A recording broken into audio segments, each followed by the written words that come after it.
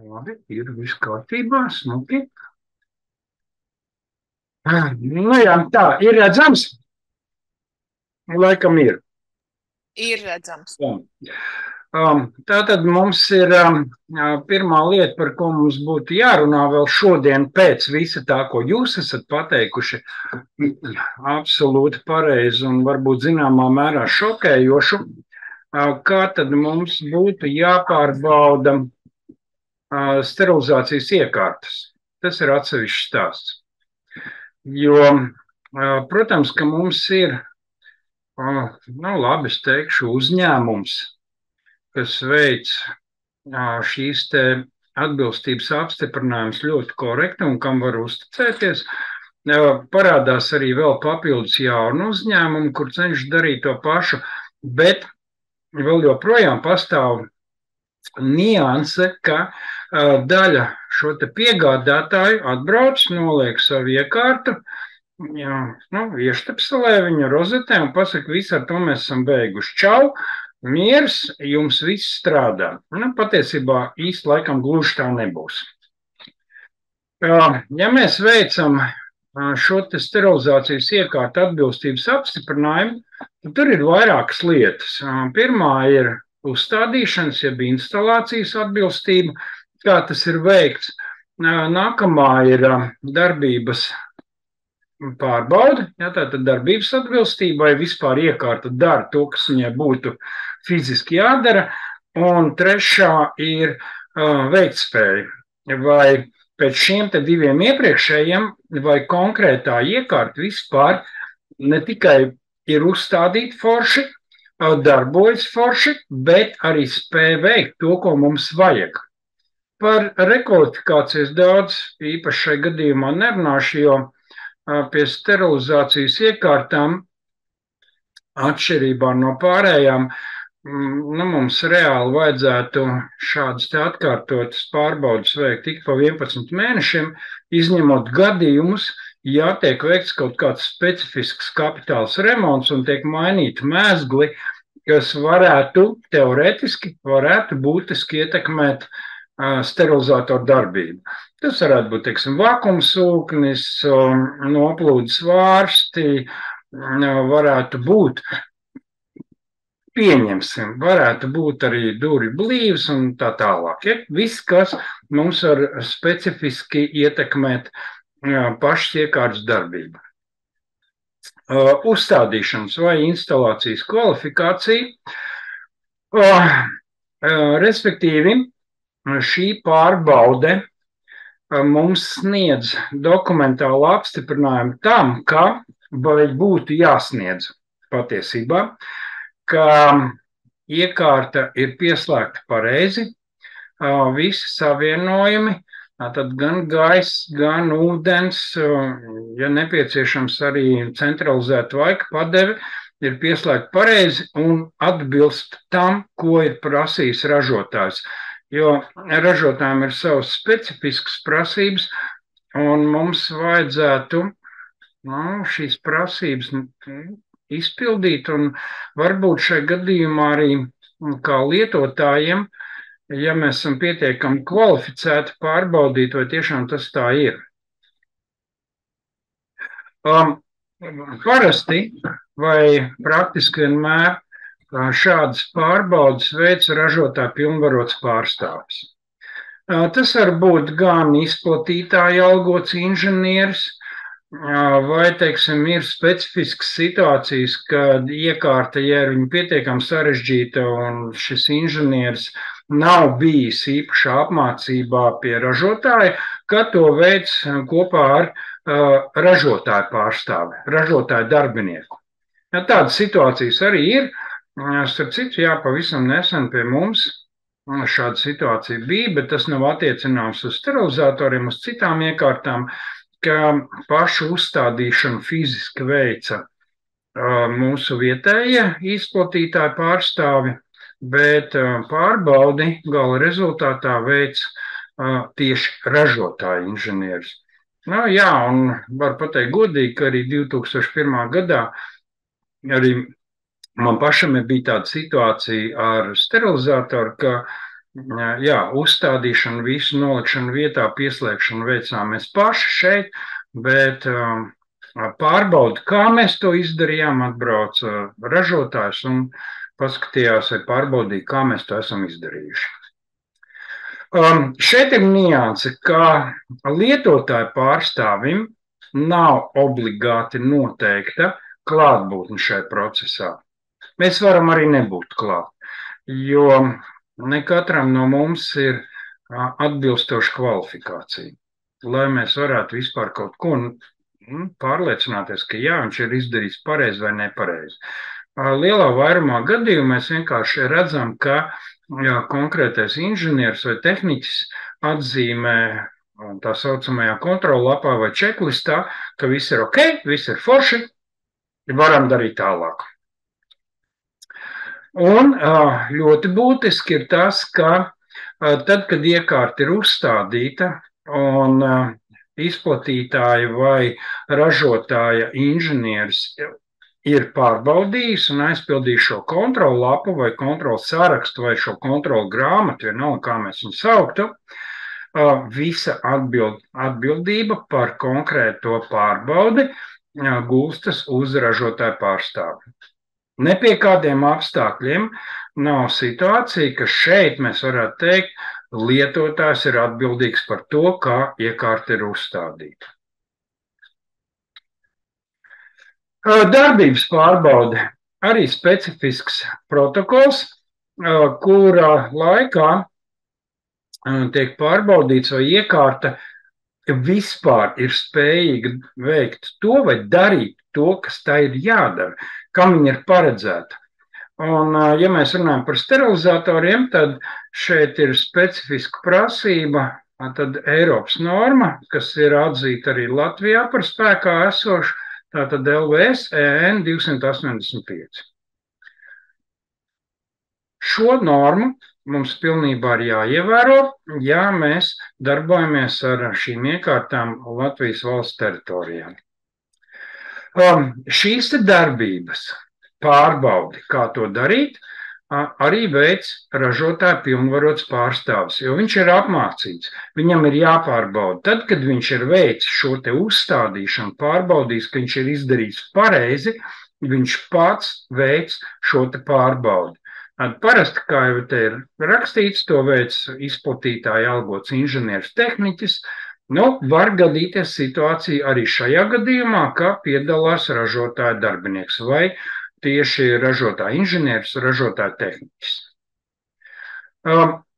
Šajā situācijā mums, kā lietotāju pārstāvjiem, nav noteikti obligāta klātbūtne, bet tā ir vēlama, lai mēs redzētu, kas notiek, kā tiek veikt šīs pārbaudes. Bet pēc šo pārbaužu rezultātiem vienalga atbildīgs par to joprojām ir ražotāja vai izplatītāja pārstāvs, jo viņš ir pārbaudījis. Mēs esam tikai bijuši klāt un skatījušies, jā, viss ir izdarīts tā, kā mums liekas, ka varbūt ir pareizi. Bet mēs īsti vēl to nezinām. Pārbaudot tieši darbības atbilstību, tiek pārbaudīta tukša ielāde, tātad tukša kamera, kurā nekā nav.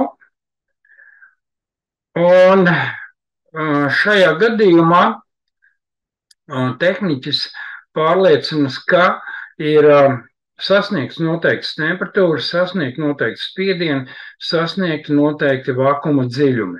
Un tieši tāpat tiek pārbaudīts arī tā saucamās pilnās ielādes. Īstenībā tas ir tāds salīdzinoši viltīgs tests, jo šajā situācijā mēs nedodam instrumentus. Šeit ir standartā precīzi noteikts, kāda diametra, ar kādu vītni, kāda svara skrūvēm ir jābūt, lai pārbaudītu konkrētās iekārtas darbību. Nianse ir tāda, ka tas atbilst praktiski nevis 90% tilpumu, bet apmēram 85% no svara, ko mēs tur varētu ielikt. Tas būtu jāņem vērā, ka, ja mums ir, piemēram, 8 vienības sterilizators, jā, tad mēs tur varam ielikt maksimums 70 kg vai nedaudz mazāk. Ja konkrēti pēc standarta sanāktu 68,8 kg. Protams, ka arī šajos testos, kas ir darbības pārbaude, pilnīgi noteikti tiek pārbaudīts drošības funkcijas. Respektīvi, mums no malas liekas, ko viņš tur dara, bet realitātē šis ražotāja pārstāvis mēģina radīt kļūdainas situācijas un pārbauda, kā reaģē iekārta uz šīm kļūdām. Vai šīs kļūdas tiek ņemtas vērā vai nē, vai viņi varbūt tiek palaist garām, jo šī te kļūda reakcija ir diezgan svarīga tālāk mūsu darbībā jau tad, kad mēs iekārtu eksploatējam. Un, protams, ka arī būtiski no svāra ir trauksmes paziņojumi. Reizēm viņi ir diezgan tādi tracinoši. Nevienmēr mēs saprotam, ko tad īsti iekārta ir gribējis mums pateikt, bet varbūt tas ir saistīts ar to, ka Eiropas Savienībā mums jātulko viss ir konkrētā nacionālā valodā, un man liekas, ka jūs pietiekami labi zinat, ka ja kaut ko tulkot no angļu vai vācu vai franču valodas latviski, tur drusku sanāk tā savdabīgi. Tieši tāpat tiek veikti arī temperatūras mērījumi un tiek veikti arī tvaika iespiešanās vai, citiem vārdiem, tvaika penetrācijas testi, bovidīka testa pakās. Šajās pārbaudēs netiek izmantoti oriģinālie bovidīka testi, bet tiek izmantotas simulācijas. Un, protams, ka tiek norādīts šīs testa pakas ražošanas numurs un arī tā saucamais konkrētās partijas numurs. Šajā attēlā jūs redzat, kā tiek veikti termometrijas testi, vai patiesībā kā viņiem būtu jābūt veiktiem.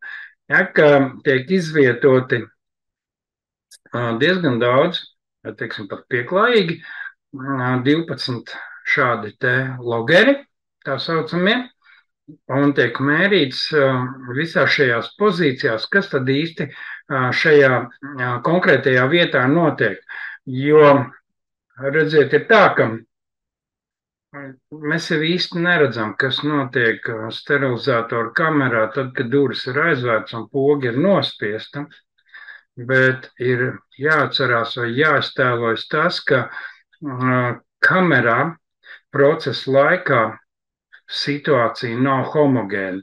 Vienalga, kā arī tas nebūtu, lai cik mums tur nebūtu daudz tvaika, nav tā, ka pilnīgi visos punktos šis tvaiks ir vienādā temperatūrā, vienādā mitruma koeficientā un tā tālāk. Viņš katrā situācijā ir nedaudz atšķirīgs. Un patiesībā pēc tam, kad šie tehniķi nolas šos rādījumus, šie grafiki nav ļoti vienādi skaisti. Viņi savā starpā nedaudz atšķirās. Pilnīgi visi. Tāpēc arī ir izvēlēts tas, ka šāds izvietojums ir sarežģīts, lai varētu noteikt maksimāli daudz punktu, kur mums būtu jāveic kaut kāda mērījuma. Un, kā jau es teicu, skrūvis. Ja, tātad ar šādām skrūvēm skrūvis neattēlo nekādā gadījumā iepakojumus, skrūvis šai gadījumā attēlo kopējo masu, svaru. Un šie te logeri, vai tātad devēji, tiek izvietoti starp šīm te skrūvēm vienmērīgi, lai mēs varētu noteikt, kā konkrētajā vietā, ja mums ir šī te masas vai svara slodze, kā darbojas tvaiks, kā viņš tiek tam visam cauri. Jo ir jau tāda niansīta, ka lai mēs varētu tālāk strādāt ar šo te, tad tvaikam ir jāuzsilda, pilnībā jāuzsilda konkrēta maksimāli pieļaujamā masa. Un tāpēc arī tiek izmantot šīs skrūves, izvietot šie te logeri, lai mēs varētu būt pārliecināti par to, ka jā, visa šī masa ir uzsildīta līdz plus mīnus vienādai temperatūrai. Mēs nevaram teikt vienādai, mēs sakam plus mīnus vienādai, jo atšķirības tomēr būs. Un gala rezultātā mēs iegūstam samērā viltīgu grafiku, kur ir attēlotas daudz dažādas nianses, kas ir attiecināmas uz temperatūru, uz spiedienu, dažādās pozīcijās. Kopā viņas var būt līdz pat 12, kur mēs redzēsim, jā, šeit mums ir spiediens lielāks, šeit ir bišķiņ mazāks, temperatūra arī, kaut gan it kā visam būtu bijis jābūt pilnīgi vienādi. Pilnīgi vienādi mēs nekad dzīvajā dabā nedabūsim. Veiktspēja. Veiktspēja, tātad šeit mēs pārbaudām, vai iekārta ir spējīga veikt ar reālu kravu. Tātad mēs šeit prasām nevis vienkārši brauc, ja, teiksim, kā mašīna ripo. Nē, mēs prasām, lai šī mašīna ripotu tieši tajā virzienā, kur mums vajag, ar tādu ātrumu, kā mums vajag, un gala rezultātā mēs sasniegtu to punktu, ko mums vajag.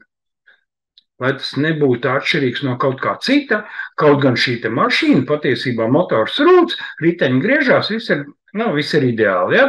Bet realitātē mums tomēr ir jāsasniedz konkrēts gala mērķis.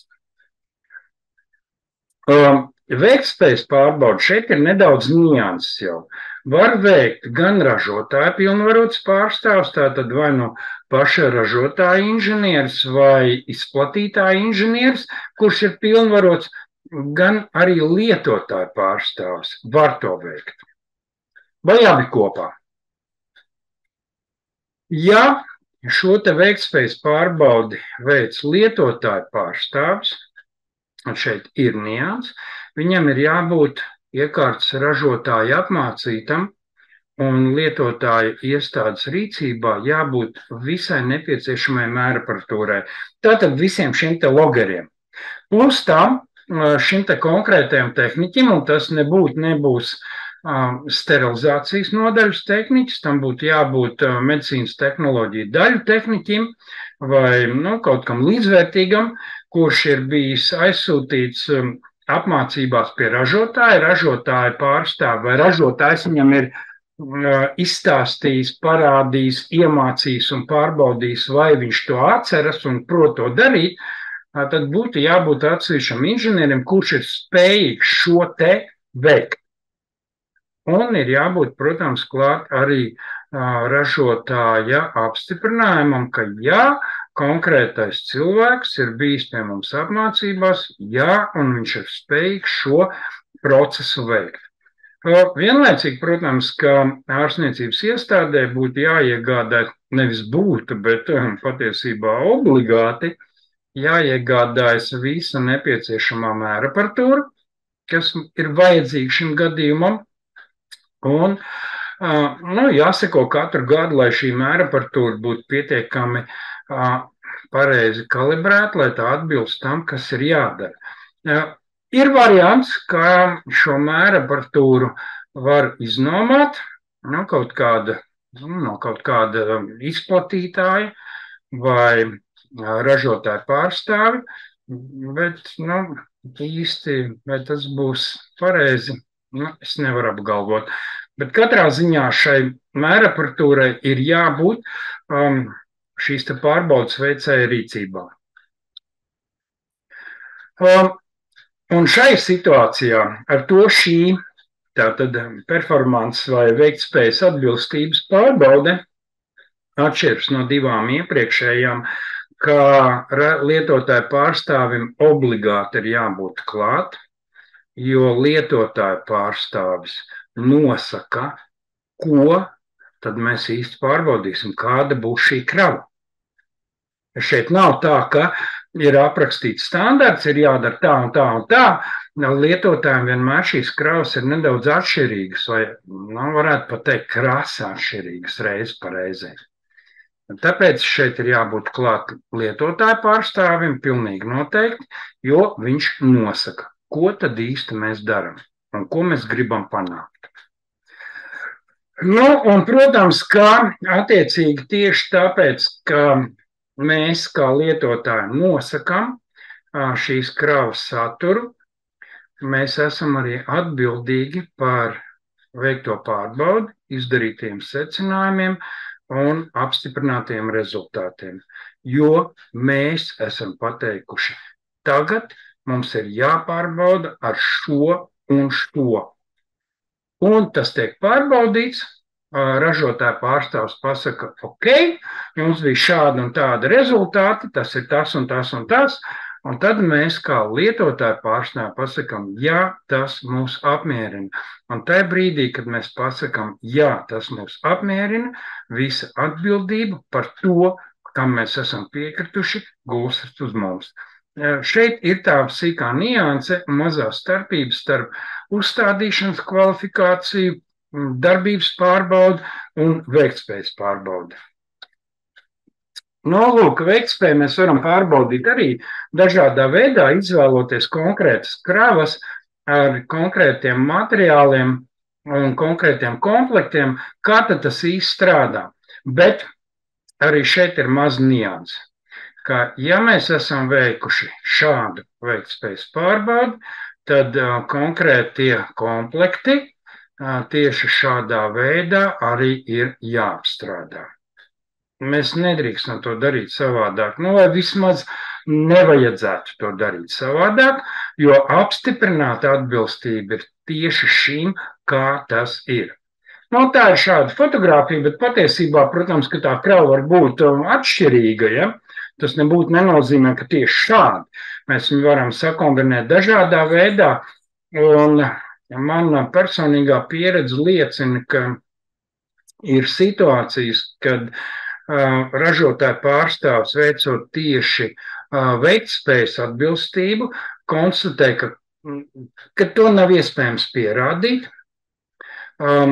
Viņš sazinās gan ar iekārtas ražotāju, gan ar kontrols materiālu vai kontrols indikātoru ražotājiem, gan arī ar instrumentu ražotājiem, nosūtot fotogrāfijas, kā ir veidota krava, kas ir katrā konteinerī, kā tas tiek pārbaudīts, un tad saņem apakaļ rekomendāciju nevis sev, bet mums, ko mums vajadzētu darīt savādāk, lai mēs varētu būt droši, ka šī konkrētā krava, šī konkrētā ielāde tiešām būs ar apstiprinājumu atbilstību. Tā ir mana personīga pieredze, ka tas tā ir. Un, protams, kā veicot šādu te veiktspējas pārbaudi, šie te logeri tiek izvietoti nevis kaut kur ārpusē vienkārši, bet, protams, arī iekšā konteineros, un patiesībā tieši tāpēc, ka viņi ir ievietot konteineros, izdodas konstatēt to, ka ir situācijas, kad ārstniecības personas grib tādu izvietojumu komplektos, instrumentu un materiālu, kas absolūti nav,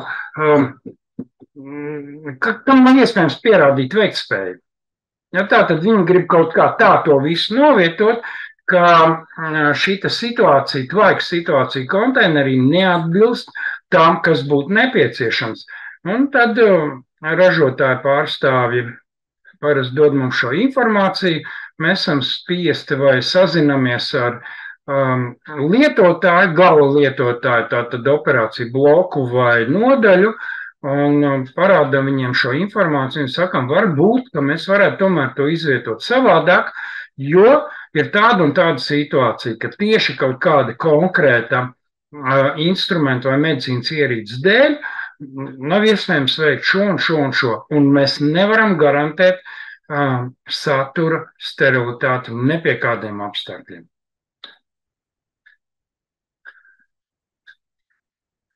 Vēl, protams, kas ir atšķirībā no iepriekšējiem testiem, šajā testā, kas ir veiktspējas atbilstības pārbaude, pilnīgi noteikti tiek veikts arī tvaika kvalitātes tests.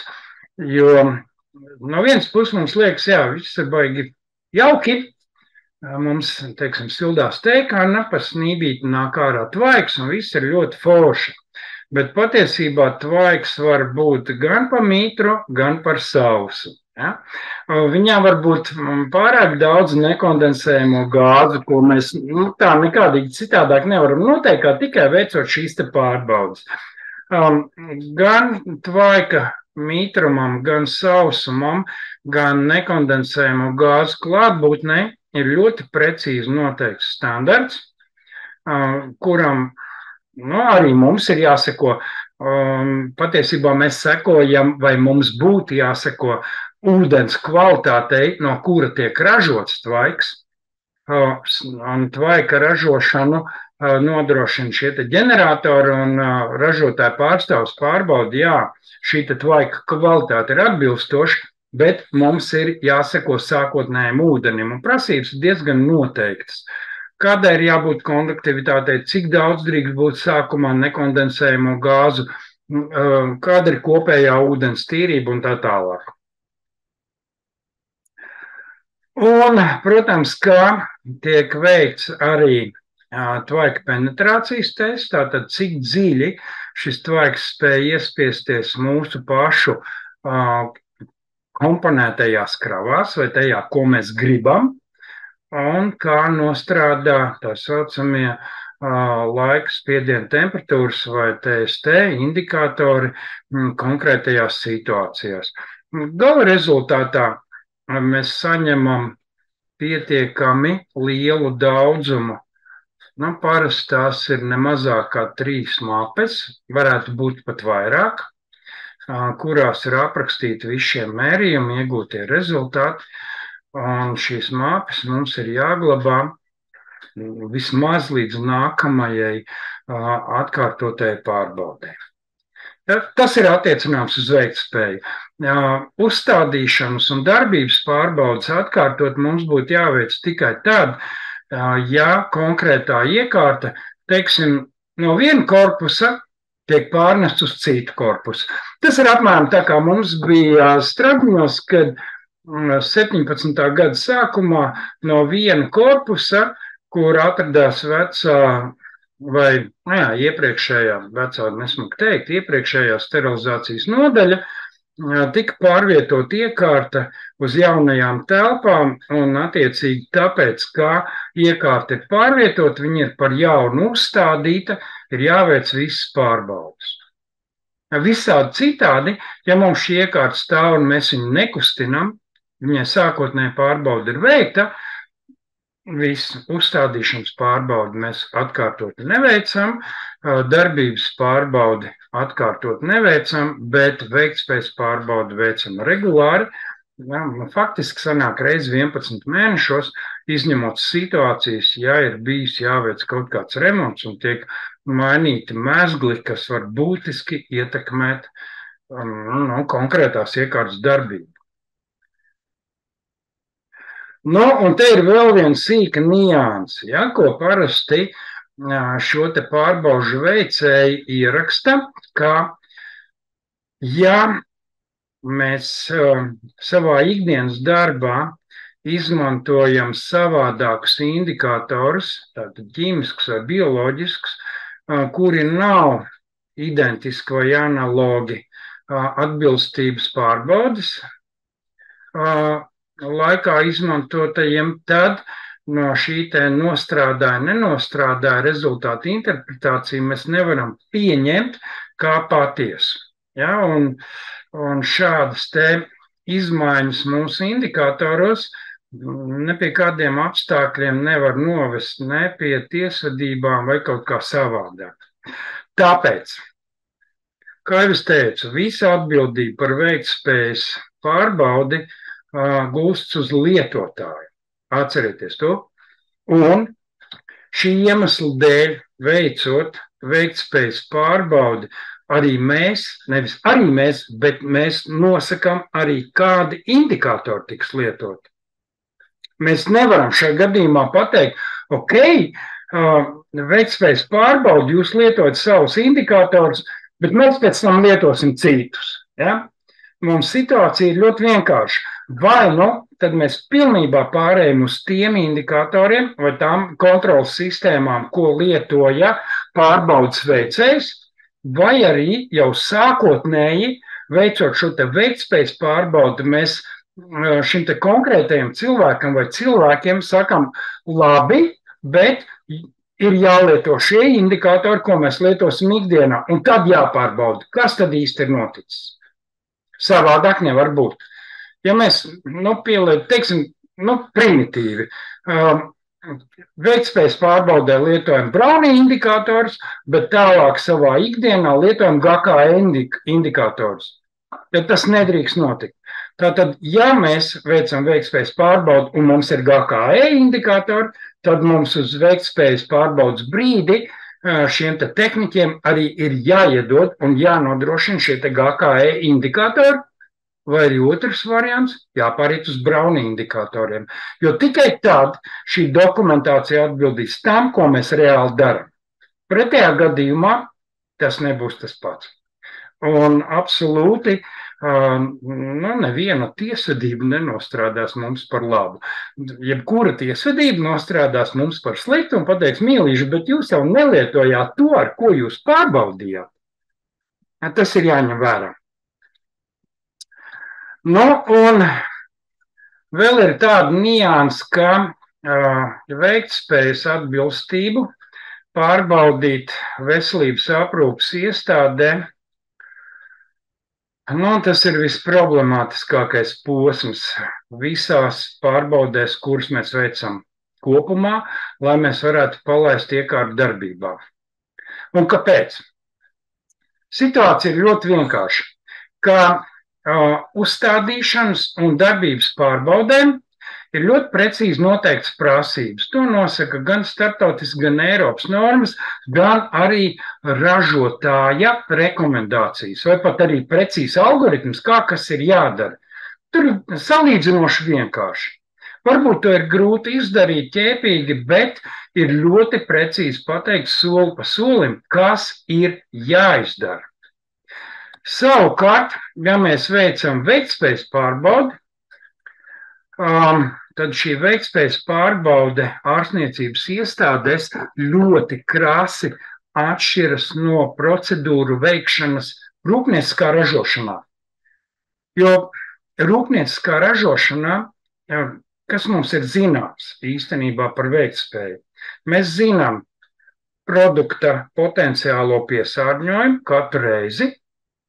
Mēs zinām, ko tieši un kā mēs veidosim vai komponēsim ielādi.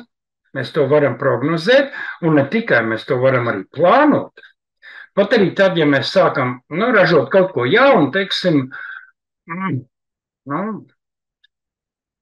kaut kādu šuvēju, cirkulāro, kuram ir jānonāk pie lietotāja jau sterilam. Ok, mēs viņu ražojam, bet mēs varam pateikt precīzi, ka konkrētā ielādē mēs liksim tur 100 vai 150 vienības, liksim precīzi tā un nekādu savādāk.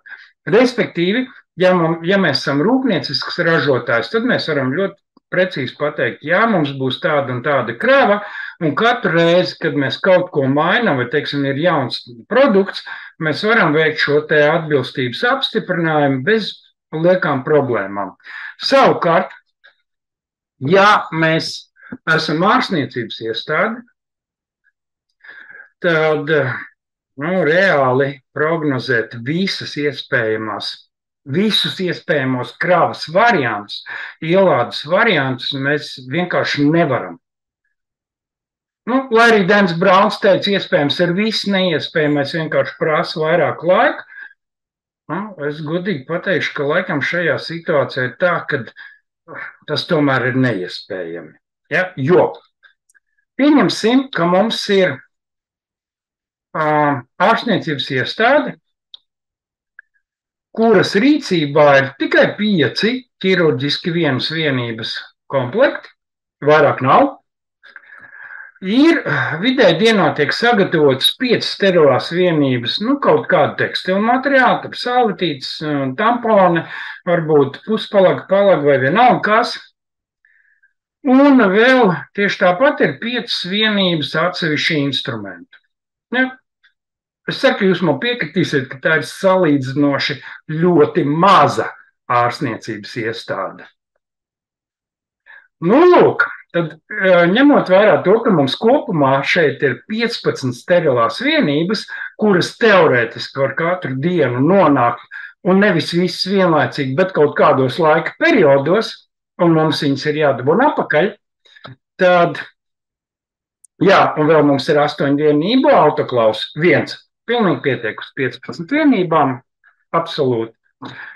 Tad kopā mums iznāk, ka mums ir jāapstrādā 30 vienības, 8 vienības sterilizatorā, kas kā rezultējoši būs 15 faktoriāls. Ja citiem vārdiem 5 reiz 2 reiz 3 reiz 4, 14 reiz 15, un kas ir vienāds ar, redzat šo skaitli, ja? Tātad dažādas iespējamas kombinācijas, kā mēs vispār varam salikt to, kas mums ir atnācis. Protams, ka ņemot vērā to, ka iestāde nav liela un visticamāk, ka tomēr vairāk vai mazāk šie 5 komplekti dienā aizies un šie 5 materiāli komplekti arī dienā tiks izlietot un arī instrumenti, tātad šī te iespējamie varianti būs mazāk. Bet skaitlis ir pietiekami iespaidīgs. Plus, tas cilvēciskā valodā ir 1 triljons 307 miljardi 674 miljoni 368 tūkstoši dažādu kombināciju, kā mēs vispār šīs te vienības varam ievietot.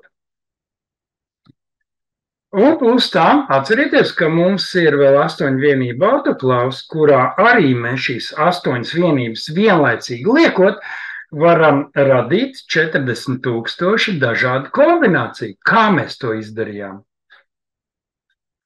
Pat ja mums ir katru dienu precīzi 8 sterilās vienības, vienmēr gatavas uz vienu ciklu, vienas un tās pašas, mums vienalga ir 40 tūkstoši variantu, kā mēs tās varam ievietot.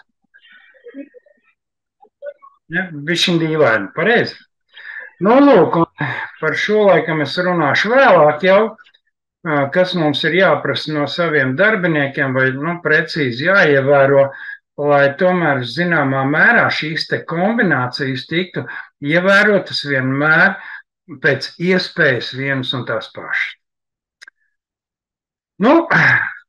Tātad gandrīz 1,5 triljons, 40 tūkstoši dažādās versijās mēs varam kaut ko ievietot. Ja? Mums ir jānosaka, kā vadītājiem ir jānosaka kritiskās kravas, kā tad mēs to īsti darīsim. Ir jācer, ka šīs te kritiskās kravas vai, teiksim, komplekti, kuriem būtu jābūt kritiskās kravās, tā arī atnāks tajā reizē, kad mums to visu kopā vajag, un spēsim to normāli izdarīt. Ja? Laikam ir par ko padomāt, vai ne? Kāpēc veiktspējas pārbaudes ārstniecības iestādē ir samērā tāds, teiksim, viltīgs jautājums, un varbūt tas arī ir viens no iemesliem, kāpēc tieši ārstniecības iestādēm ir nedaudz maigākas prasības attiecinām pret šīm pārbaudēm, kaut gan godīgi būtu jābūt otrādi, jo ražotājs praktiski vienmēr, ja tas ir rūpniecisks, var noteikt savu piesārņojumu līmeni, kāds viņam būs. Mēs, teiksim tā, praktiski nekad. Ja mēs nezinām, kāds tas konkrētā instrumenta piesārņojums būs, tad, kad tas atgriezīsies no manipulācijas. Nu tā, vai ir kādi jautājumi par šo te? Jeb, Inga, varbūt tu tad turpināsi, ja nē, tad par konkrēto es atgādināšu vēlreiz, ka infekcija kontrole tas strādā mums visiem, un paldies par uzmanību.